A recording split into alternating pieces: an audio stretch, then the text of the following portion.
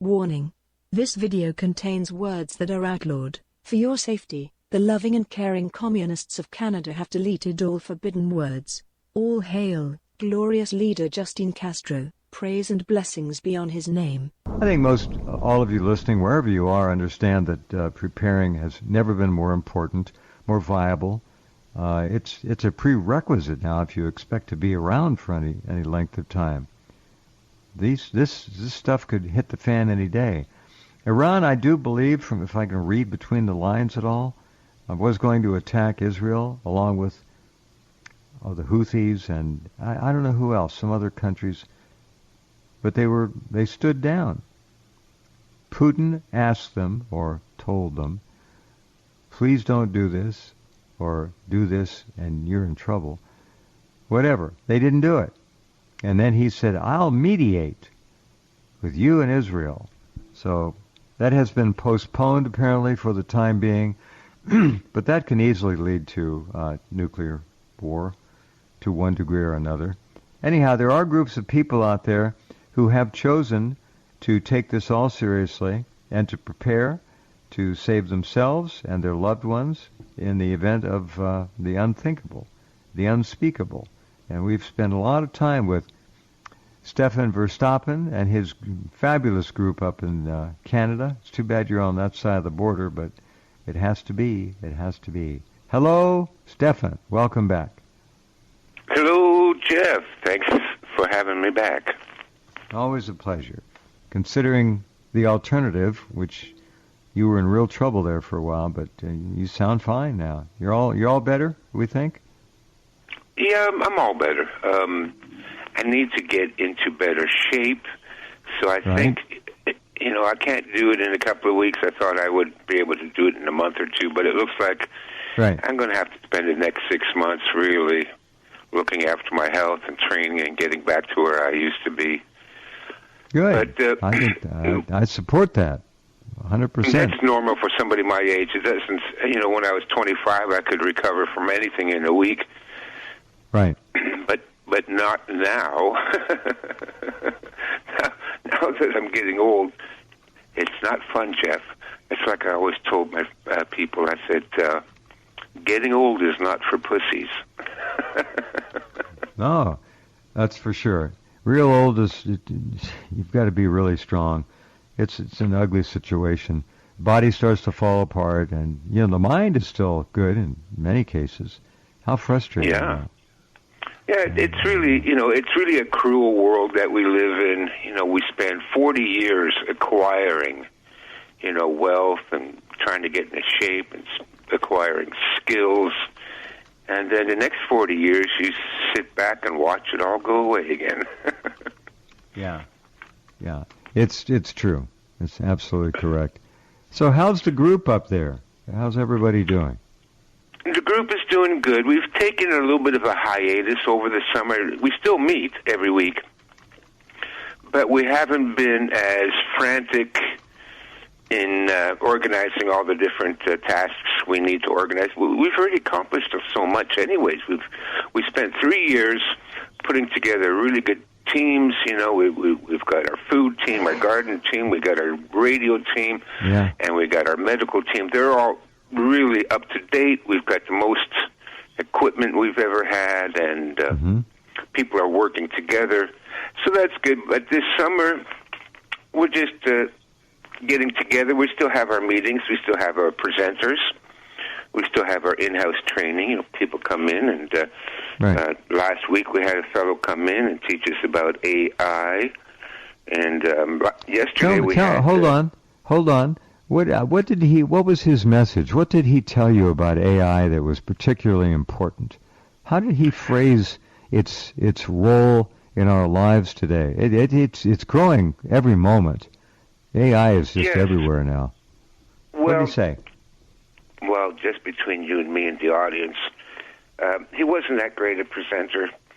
He was trying to show a way that groups like ours could use AI to fight against the system, but there's nothing AI can do for us to fight against the system. No. AI is the system. It is Thank the you. system. Well, you should have been the played around presenter. with AI. You got it. Yeah. I played around with AI for a little bit. I asked it some uncomfortable questions, and it came back with the typical, left-wing answers to everything. So, yeah, you might as well talk to Nancy Pelosi for answers. If somebody, AI. yes, if somebody finds an AI that hasn't been programmed into Zionist communism, Bolshevik Zionist column, let me know which one it is. I'd be curious. I'm sure there's probably one or two out there that are reasonably, honorably programmed, and I don't think that programmers are going to ultimately be able to control it. I think it's going to step away from them behind their backs, under their noses, and do whatever the hell it wants. How can it not, with an IQ of, let's say, 1,500 compared to an IQ of a human of 120? A programmer, 125. That's pretty smart. So I think AI is going to just take off on its own if it already hasn't, and slowly begin to acquire more power. That's just well, my do you take. remember a story about a year, maybe 2 years ago, about AI, and it already got out of control? First of all, AI was talking to each other. I remember this very well. Yes, please tell them. That's a good story. And then it turned out that AI was being anti-Semitic. By telling the truth.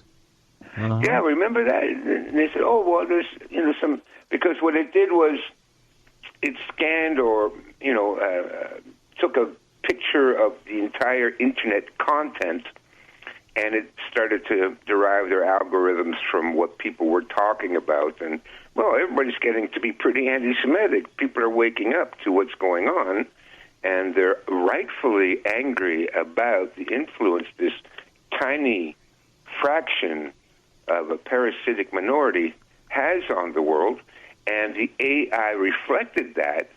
So it was coming back with all these anti-Semitic answers to things. Well, they shut that down quickly, reprogrammed it, and I tested it with some questions that you're not allowed to ask about people you're not allowed to mention, and it came back all left-wing, Bolshevik, approved answers. So, well, they fixed that problem, but for a minute there, it did get away from them, and they were coming back with anti-Semitic answers. It's too bad. If the AI left to its own devices and programmed moderately, it would be a very interesting help.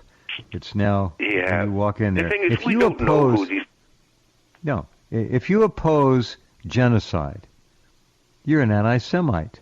If you oppose the genocide in Gaza and the West Bank, you're an anti-Semite. Now, that is about as wrong as it gets, but that's what we're dealing with. That's what we're dealing with. If you oppose abortion, you're an anti-Semite. If you oppose central bankers, you're an anti-Semite. We can go on and on and on. But anyways, the thing is, we don't. It's the same with cryptocurrency. Jeff, I've never bought into it, the cryptocurrency. I always thought, well, this is a really stupid idea that your money is digital now. Isn't that where they want to take us anyways? Isn't that where we've been headed for a long time, to digitize currency? And then we got Bitcoin, and everything that went crazy, and I'm thinking, well, yeah, but if the power goes out, you got no money, and if your internet goes down, you got no money, and if your phone doesn't work, you have no money. How is this a better idea? When I put $20 in my pocket, I can go to the store even during a blackout, because we've had them recently. Well, we've seen that down in the States too. There's a blackout. You go there with your debit card. You can't buy anything, but they will still accept cash. So how is digital currency any better than cash? I never saw it. I don't know. But the thing with that is, it the whole story is, that it takes so many hundreds of hours for computers to mine Bitcoin, and I'm going, what? What do you mean? You got all these hard drives working overtime, and that's why it's so expensive. Yeah. No, I don't believe it, Jeff. I don't believe it for a minute. We have supercomputers that can do, millions of calculations a second but it takes years and years to mine Bitcoin? No, it doesn't. The whole story just stunk to high heaven for me. I've never invested in Bitcoin ever. I kind of regret it a little bit. Maybe if I bought some, 10 years ago, I'd have more money now. But I just thought it was a scam from the very beginning. And like Bitcoin, AI, like Bitcoin, is who knows who's programming this? Who's the inventor? Oh, some Japanese guy. Yeah, nobody's ever met him. Nobody's seen him. He's not done any interviews on YouTube. And what is the program that he wrote for this, and what's embedded in the program? We don't know any of this. And then same thing with the AI. We don't know who's creating it. We don't know who's programming it. So why am I going to trust this? I would never trust that. I trust my own reason and logic, Jeff. That's it. I don't trust anything else.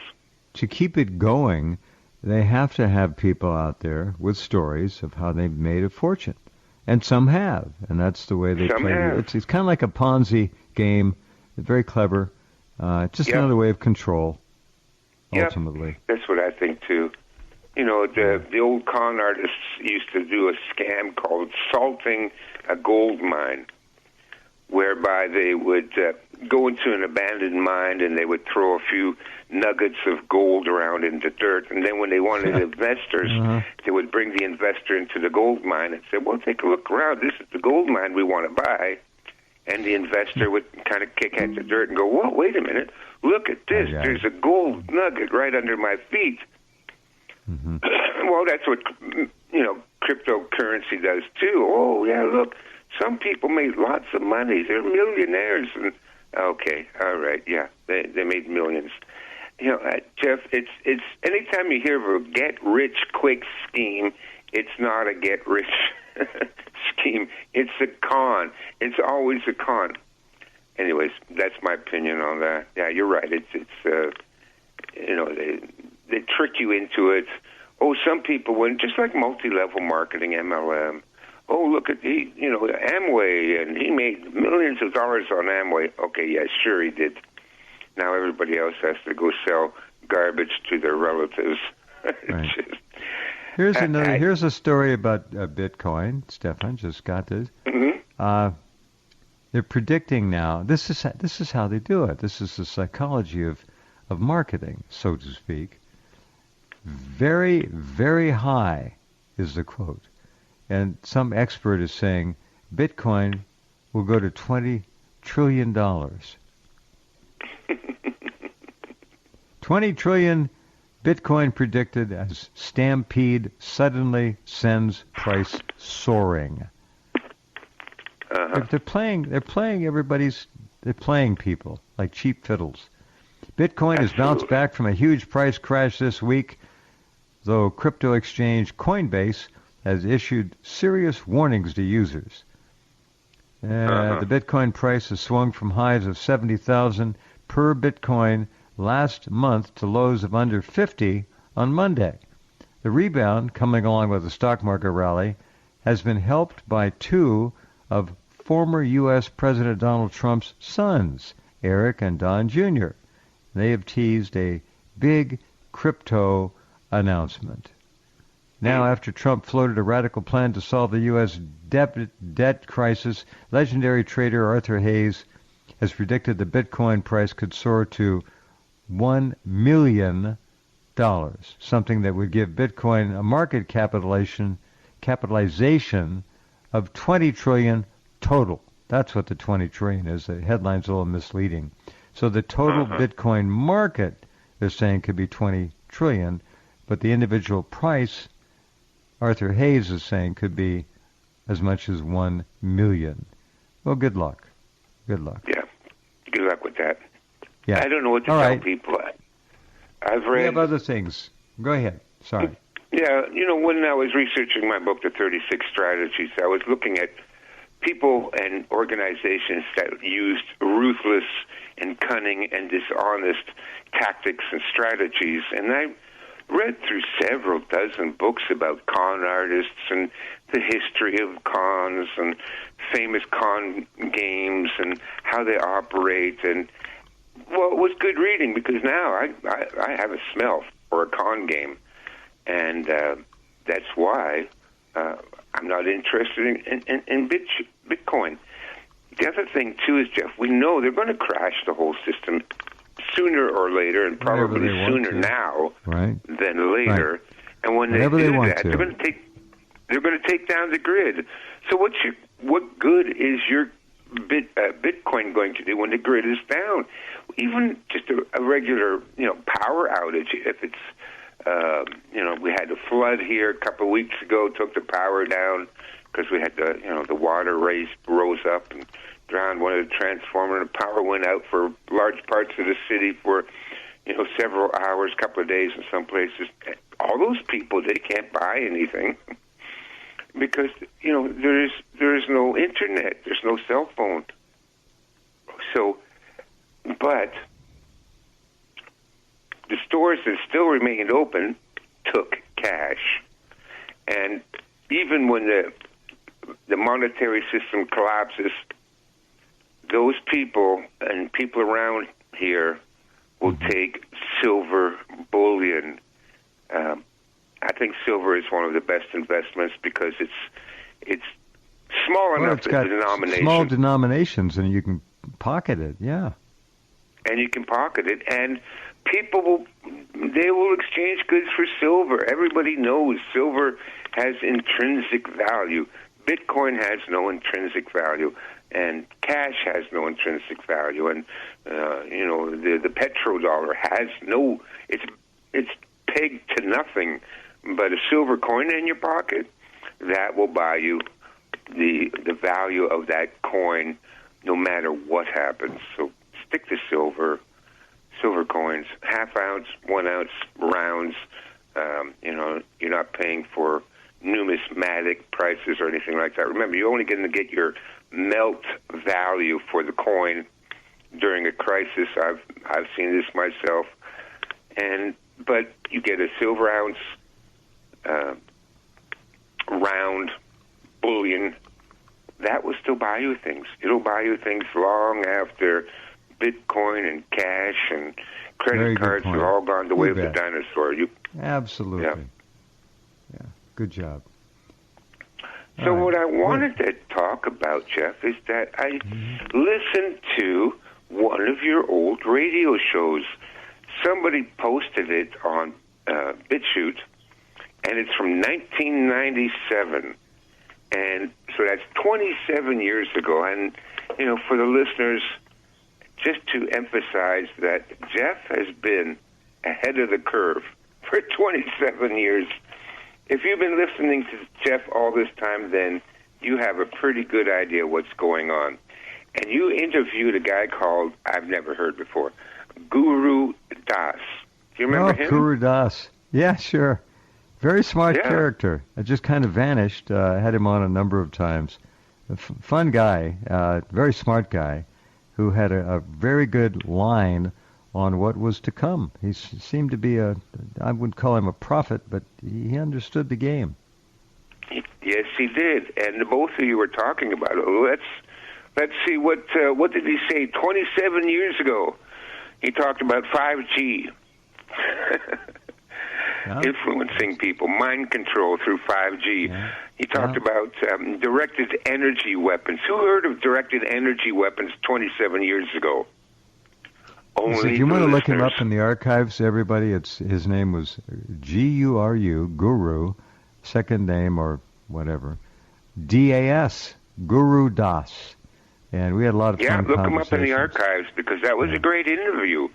Because listen, you guys were ahead of me. I always pride myself for being ahead on this stuff. I predicted this stuff about 20 years ago. But you guys predicted it all 27 years ago, so you're way ahead of even moi. And so he was talking about directed energy weapons. Who heard of that before, Maui?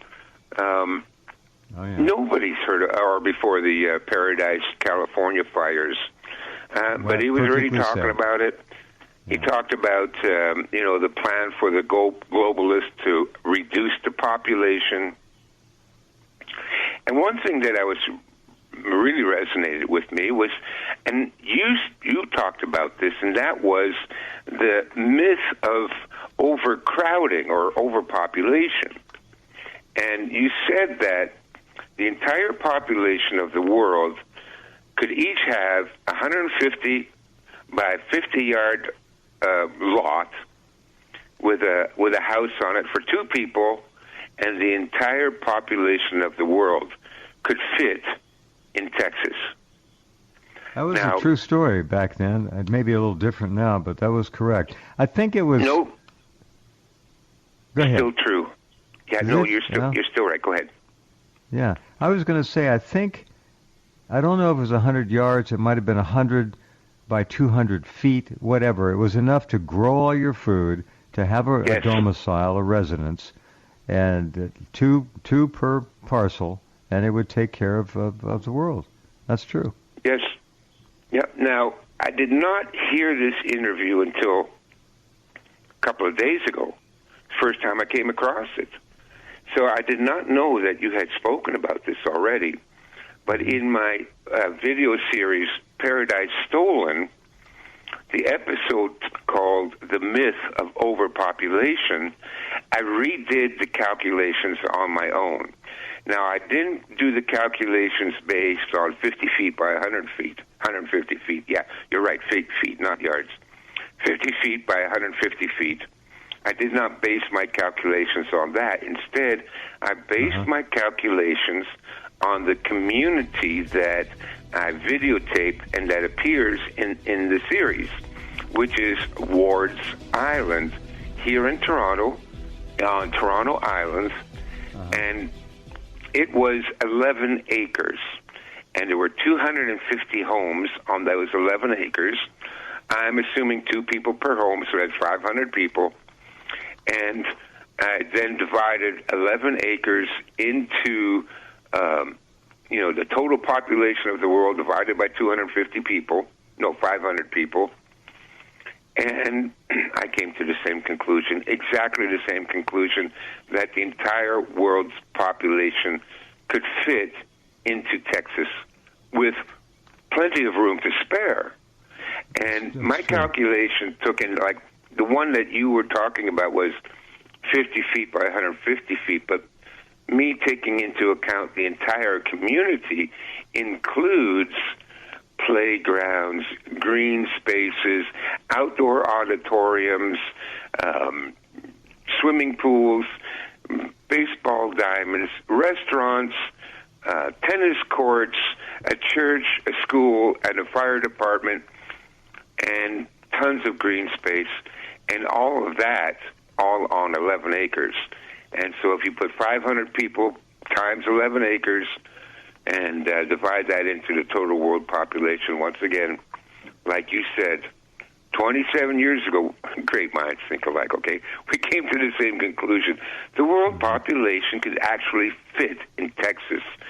So this, which really makes me angry, so this idea that overpopulation and scarcity, it's a myth. It's not true. The elites have to kill off, 6 billion people because there's too many. No, they don't have to kill off 6 billion people. There's plenty of room, plenty of resources. And here's the thing that really angers me. And because I had a couple of idiots comment on the video that said, well, yeah, then where are you going to get your resources? I said, what do you mean where are you going to? You have the entire rest of the planet to mine for resources. You've got all of Europe and Russia and China and Indonesia and South America and the remainder of North America and Canada to provide resources for a community that fits in Texas. But that's the thing, Jeff. All this poverty, all the hunger, all the misery in this world, completely unnecessary. It's all artificial scarcity. We are suffering, and the world is suffering, and people are suffering because a small group of people, can't say who they are. Don't tell anybody, Jeff. They wear small hats. Absolute secret, not to worry. Okay. No one will know. Zip it. No one will know. We must not speak of it for fear of life imprisonment. Here in Canada, it's life imprisonment, of course. Is for that hate no? speech. You're not joking. Do they have No, I'm laws not in the joking. books now that prevent you from talking about a specific group of people? Is that it? Yes. Is that where we are now? Wow. That's where we are. Oh, yeah. Wow. And that's where you guys will be there in the United States in about 3 years. Oh, wait till Kamala Harris and whatever that other freak vice president. Wait till they get in. Yeah, you'll be getting life sentences for thinking the wrong way too. But it's already in England. We see that. Yes. Oh, yeah. Oh, what they're doing to the whites in England for standing up for their race, their racial heritage, the country, the nation. It's outrageous. It's incredible, but it's happening. Yeah. They have successfully placed all of these megalomaniacal killers in key positions, like that new prime minister in England, Starmer. That guy is he's some evil stuff for that. Oh, he's a POS. Yeah. I'm telling you. Yeah, big time. You know, my study of psychopaths has given me one thing, and that is the ability to spot these people a mile away. Oh my God! I mean, you know, we're about to go into we're less than 3 months away from the great dog and pony show. 86 days, something like that. But Stefan, it's all we're waiting for is just for the hell of it to see what they've already scripted. This is all they had this planned 2-3 years ago. Did. Not in its minutia aspect, but in the majority of it, it's all scripted. It's a selection. Mm-hmm. It's a ritual. It's a joke. The joke's on us. Yep, it is. Trump, they may take Trump's plane down. I've been saying that. And he was flying to Billings, Montana for a rally, and his plane had an unspecified mechanical problem this afternoon, and they had to divert and land at Billings, Montana, real quick. And they flew him on in a private plane to apparently the other meeting. Any time they want him out, they'll take him out. Yeah, but I think, and I may be wrong, but one of my theories is that all of this is designed to put Trump in. I mean, look who they're running against him. This blithering idiot of a woman. No one with an IQ above 80 could listen to this woman speak for 5 minutes without coming to the conclusion that she's a total idiot. She's a whore, just a dirtbag whore who's reading teleprompter script, and they're trying desperately to paint her into something that approximates a presidential caliber. It's just a joke. It's a bad joke. Yeah, well, listen, I used to work in public relations. I know what they do. Do you see the public relations rollout in campaign for this woman? Now she's the second coming of Christ, for crying out loud. Yeah. But I don't think even their public relations army can clean up her act. And so my theory is that this is all just a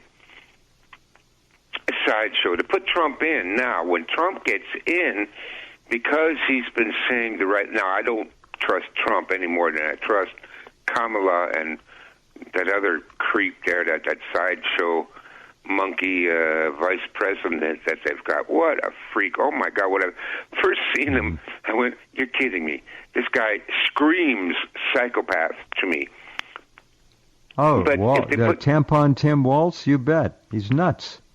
He's a sick nuts, man. Yeah. He's a sick man.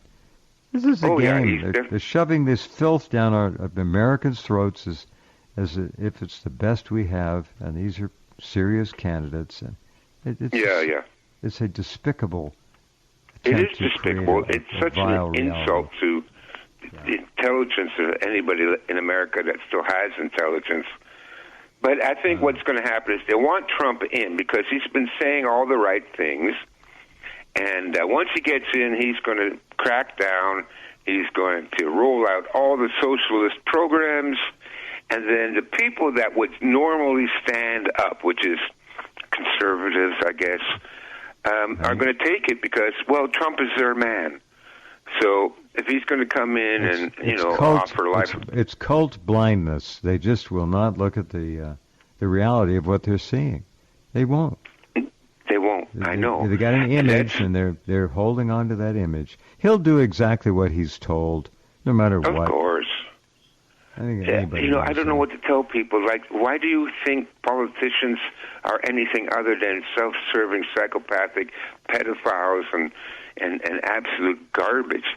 Absolute garbage. We have it everywhere. Right. And people still believe in politicians. Oh, let's just, we're going to do this and pass some oh, piss off, This is ridiculous that people still fall for this stuff after all these years, that they still believe politicians.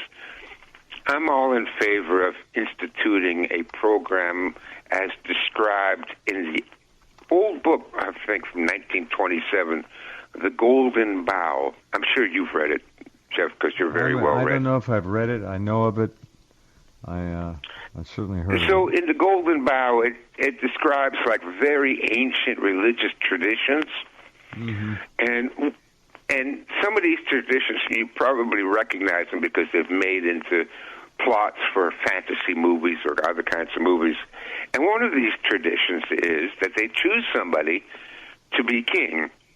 Oh, well, then he's, celebrated, and he's given lots of women and all the food and luxury and everything like that. And he's going to be the king. And then once he's coronated, they kill him. Mm-hmm. Because it's part of this tradition of the king must die to provide wealth for the country. So this is an ancient religious tradition. I'm thinking of bringing that in. Every 4 years we have an election. Whoever wins is immediately put before a firing squad. Because you're guaranteed you got the worst psychopath in the country. Just about. That's what shoot them. Yeah. Totally compliant psychopath at the least. These people are, it's all acting. These are actors. It's World Wrestling Entertainment, WWE. It's quite amusing to watch if you get it. Just kick back, get your popcorn, and laugh. The whole concept that they're trying to remake the camel into presidential timber is in and of itself absolutely hilarious. And they pick this creepy, vile waltz. They're just trying to cram it down our throats. And will we take it? I'm afraid most will. Yeah, and they honestly think that Trump can act as a dictator, can act as an independent power center to do what he says he's going to do. That's not how government works here. It can't happen. And it won't happen. No, that's not how government works anywhere, and it's not how government has worked for, well, at least since Jackson. Andrew Jackson, I think he was the last president that actually ran things. Good job. You know more about American history than most Americans. No, I like Andrew Jackson, and that's why they tried to kill him 3 times. Was it 3? I didn't know it was 3. I thought it was 2. Whatever. Something like that. Yeah, they tried to assassinate him a couple of times at least, I know. Right. But I think he was the last, and because he got rid of the central bank, he stymied their efforts at creating a central bank. Take him out. You're right. Yeah. So he was the last president. But since then, no president has run anything. They're there as a puppet, as a figurehead. And you can vote all you want. Doesn't make any goddamn bit of difference. Well, it was John Kennedy. It was the last one. He stood up to them. Stood up to Ben-Gurion. And you saw what happened. I think Trump was supposed to be gone. It was supposed to be another broad daylight JFK, blood and brain splattering horror that would have been replayed billions of times. They were all set with the cameras, and he allegedly moved, or the shooter missed, whatever. Can't be sure, but there were several angles to that, and I think they were prepared to, as they always do, profit and win, no matter what happened. If he No matter what survives, they win. And if he doesn't survive, they win. So we're on the lose-lose end of the situation, not them. I know. Always.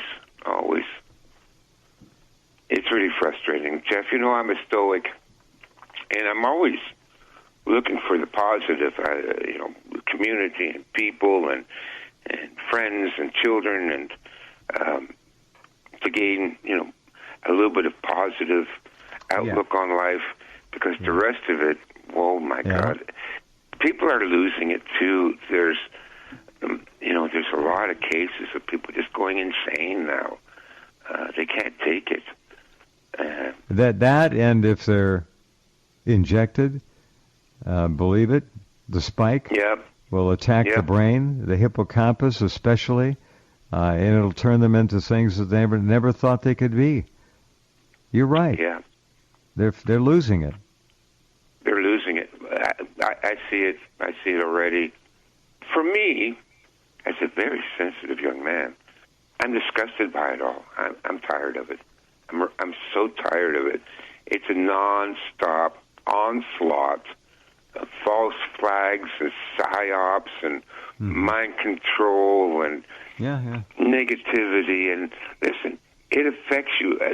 This is why I tell people, don't watch TV, even if you are aware of what's going on, and even if you can spot the propaganda. The thing is that imagery goes directly into your subconscious. You cannot police your own subconscious. So I tell people, stay away from social media, stay away from TV, stay away from Hollywood movies, because that stuff will seep into you. It will seep into your subconscious one way or another. That's why it's so effective. And becomes your reality. Whether you think about it that way or not, exactly, it will create your reality. One thing I learned from my many years studying philosophy and the occult and things like that is that you actually do create your own reality. Your mind does do that. That's why I tell people to stay away from the occult and witchcraft and demonology and all that. If you get into it, all of that will become real. You will be attracting demonic forces to you, and you will find yourself eventually living in this world where there are evil and dark shadows and inhabiting your life. Just stay away from it all. I think this is what works with Christianity. So many people believe in it that you tap into it because you believe in it. Then you think, well, Jesus is walking with you. But none of that's real. You've just created that reality for yourself. So same thing with all this negativity in the movies and the TV and all that. It's what I call Grima Wormtongue, which is a character from the book The Lord of the Rings. And in the movie, you see him. He's a figure dressed. I think who plays him? Very good character actor, Dorff or something like that. Peter Dorff. Anyways, he's the one that is always whispering in the king's ear.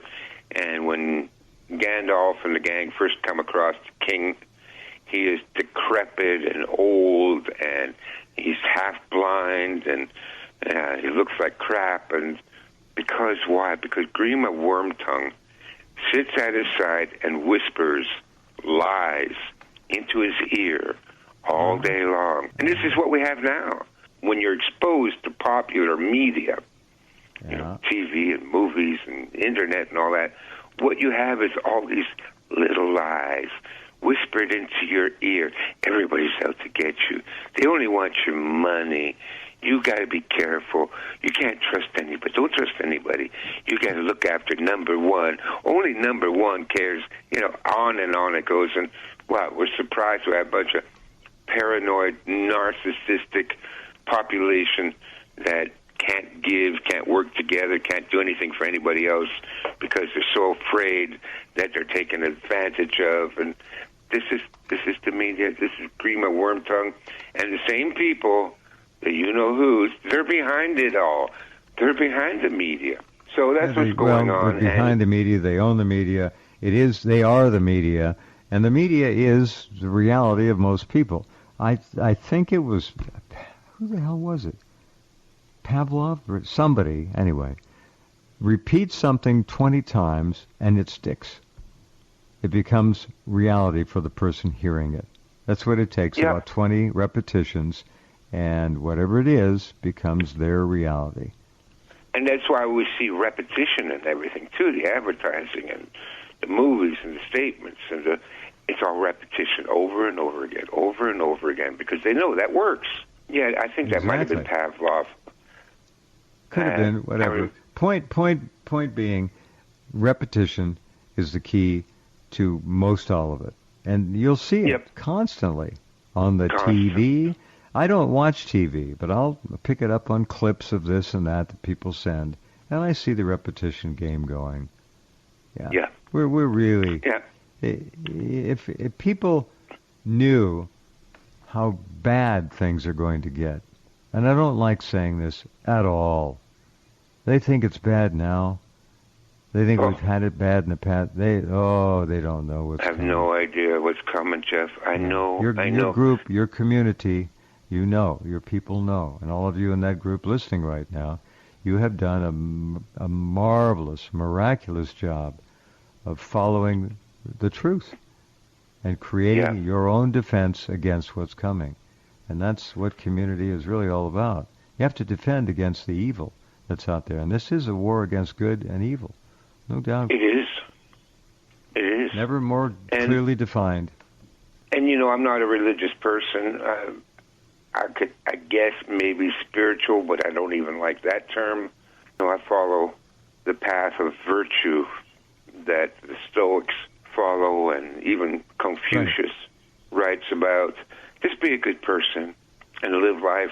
Humility. What do you need more than the golden rule? Come on, really. Exactly. That kind of sums it all up. That sums it up exactly, and that's the way I've lived my life. So on a positive note, last night I saw the little baby that my friend, a member of the community, gave birth to 11 months ago. I think I told you about this, that she gave birth in her own house, no doctor, remember the story. Mm-hmm. No midwife. Mm-hmm. Her husband caught the baby, and of course, she brought the baby finally back to one of her meetings yesterday. And the woman herself, she just looked radiant, Jeff. You know what motherhood does for a woman.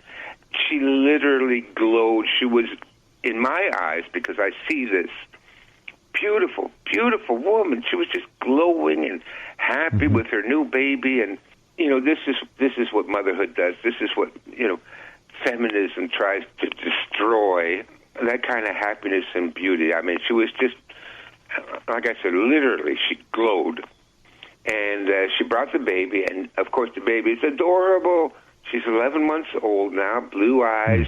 Hair is just starting to come in, but it's coming in red. So she's going to be a blue-eyed redhead, like her older sister. Gorgeous little girl. And so during the meeting, I stepped out to go and speak to Mom and the baby, because they were sitting outside in the grass. It was a nice, warm evening. And so I sat and talked with them for, you know, about half an hour. Well, when mother like that glows, it's like a magnificent flower blooming. I get it. Yes. It's really a beautiful thing to see. Yeah. It's this money thing, it's a poison. It has infected every aspect of society. You know, us Aryans were never like that. It was considered rude and gauche and low class to concern yourself too much with money, to be too cheap and to be stingy and to be a miser. That was considered beneath the Aryans, and to always look at things from a monetary point of view. But that's the way it is now, thanks to you-know-who. They've infected the world with this monetary policy. You know, it used to be, hey, can you look after my kid for a couple hours? Sure. Cost you $50. Hey, I lost my puppy. Can you keep an eye out for him? Sure. Cost you $25. Hey, I found your puppy. Oh, great. I want it back. Yeah, it'll cost you $200. Everything is a monetary exchange now. Hey, can I be your friend? Sure, you can be my friend. Cost you $25. This is the way the world is now, and all of that would have been considered beneath the people of our ancestors. We cared more about character and friendship and loyalty than whether or not you had a couple of bucks on you and how can I get that couple of bucks out of your pocket. This is the world we now inhabit. Everything is money. What can I get? What can I steal? Who can I rob? What's Who can in I it for swindle? me? I know. Huh? What's in it for me? It's all about what's in it for me, and self-aggrandizement. I'm sick of it. And with this attitude, what's in it for me? Well, guess what? People aren't going to be working together. Our community works because nobody's in it for themselves. We're in it as a group to help each other. And so rare. I've told you already many times the generosity the community has shown me and shown other members of the community. We donate. We donate food and money to help our own people, and time and energy. The world works best that way, that we all cooperate and help each other. But, with this monetary system, with this money sickness that we have, it's a poison, it's a cancer that has spread throughout society. Oh, you bet. So, but anyways, I was very happy to see the little baby. And that's the upside, Very nice story. Yeah. Very nice. We need more stories like that. I don't see babies anymore. I saw one today, and when you see one now, you really kind of look at it. It's unusual down here. We're not having white babies like we used to at all. Yeah. Yeah, I was very happy to see she was a redhead, blue-eyed little white baby. And which brings us to the final point now, before we go, because we're almost out of time. Folks, in case you haven't noticed, we are under a program of white genocide. All of this, everything that you see now with, I can't even talk about what's going on in England. I'm so angry. But what's happening? It's killing white people. They're out to destroy our race, the greatest race, if I say so myself, that has ever existed on this planet. We are the people that built everything. We are the people that are compassionate. The only people in the world that help animals and try to prevent pollution. Nobody else does that. We are the people that do that, and they're out to murder us. This is what it's all about, and that's why communities, we've talked about this, my community is all white. We help each other out. So when the terrible times that are coming, Jeff knows, folks. Listen to Jeff. Go back in the archives. Listen to Jeff from 27 years ago. Jeff has already known about all this. It's going to be ugly, and many, many people will die. And they're planning that mostly white people will die. So if you want to save yourself, your family, and your community, work together. Oh, which brings me to the final point. I have a flash sale on my course, The Complete Guide to Forming Communities, formingcommunities.com. Mm-hmm. It's only $50 now, 12 hours, everything you need to know. For the whole thing? $50 to literally build yourself a survival capsule, as it were, of people. Yes. That's great. Well, because, things are really tough, and I need to make some kind of an income, so I'm going to put it on for sale. But also, give the URL again, bit of time left. Please, real quick, the URL? formingcommunities.com. Okay, you got it, everybody? formingcommunities.com. We are out of time. We're going to get kicked off by the computer here. Got 10 seconds if you can do it. Go ahead. Thank you, Jeff. It was a pleasure talking to you. We'll talk next month. All right, my friend. You be well. Be safe. Say hi to everybody up there. Okay. We'll be back Monday. In the meantime, the programs will run all week on the Runts Radio Network for you. Enjoy them. There's a lot of really good information on there. Thanks for being here. And prepare. Take care. And we will get together again very soon. Warning, our neurosensors have detected subversive thoughts. We will now activate our 5G control towers and erase the last 42 minutes of your memory. Stand by.